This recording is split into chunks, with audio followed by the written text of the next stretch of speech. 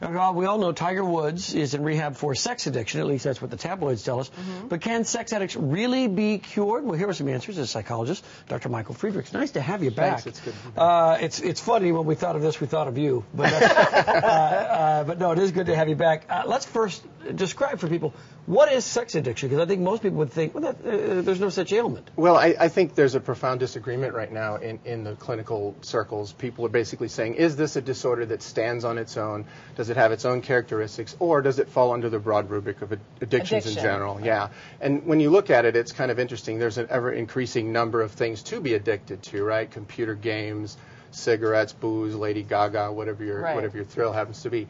So the real thing when we're studying a disorder is we want to look at, is there something specific about it that sets it apart from the others? Turns out there really may be. For 3 to 8% of people, sex involves issues of shame and secrecy. They find those things particularly titillating. And as it turns out, those things appear to be highly correlated with people who have sexual addiction. So, like we say, there are neurobiological underpinnings, and there are more social and emotional underpinnings. You know, alcoholism is considered as a disease. Is sexual addiction considered a disease? Again, the debate's really out on which direction people want to... Would one of the signs be, seems like it's common, it's something that controls your life. You don't control it, it controls you. I think the chief sign is that for these people, sex is not entertaining at all. It's actually, they're obsessed with it.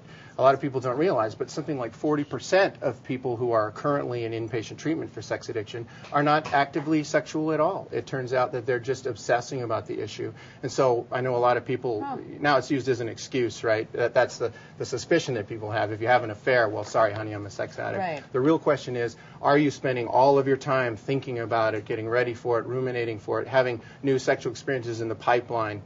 And that's what we see with Tiger Woods. All right, well, let's talk about treatment then. Do you treat sex addiction like you do any other addiction? Is there comes a point of the person has to understand and accept that they're addicted and then move forward? How do you treat it? Yeah, well, you know, there's a joke going around that poor Tiger, you know, he's in therapy for being a guy, right? That's what I hear people say. But look, if the current counts are right, was it 20 women, 21 women now come forward? And those are the ones that we know about, right? I mean, now, I don't know about you, Dave, but when at the height of your single years, would you ever have had 21 women? You kidding?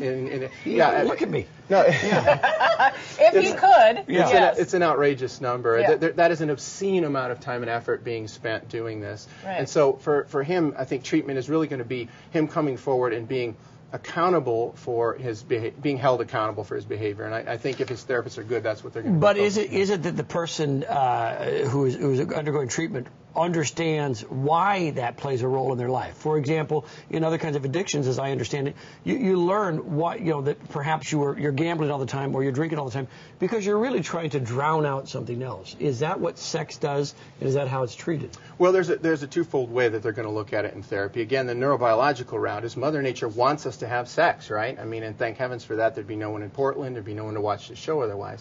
The sexual behavior itself has two neurochemicals, dopamine, and then there's a chemical released into the blood, your own endorphins, your body's natural feel-good drugs.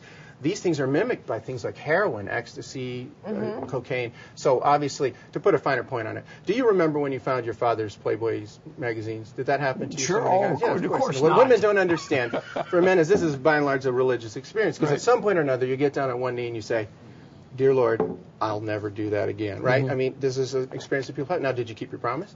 Of course not. Of course not. You didn't, right? No. Now, you know what it's like to be an addict. That's the experience.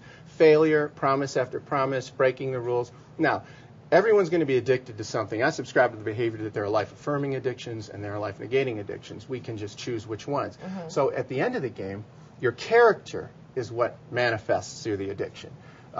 When you think about it, the amount of time and effort that people spend setting these things up, even if sex is great, it's not going to be that great, right?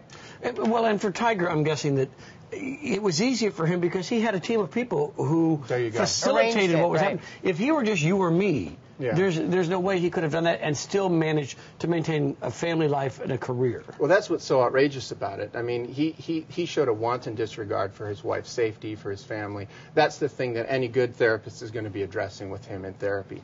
the neuro basis they can use. There's medications actually for it. That's what I was going to ask you, are there drugs available to help this? Well, drugs, I think, are turning out not to be the catch-all answer that we would all hope they would be, 20 years ago. But our old friend Prozac, they prescribed for addictions. There's also a new drug, at least new to me, called Feverin.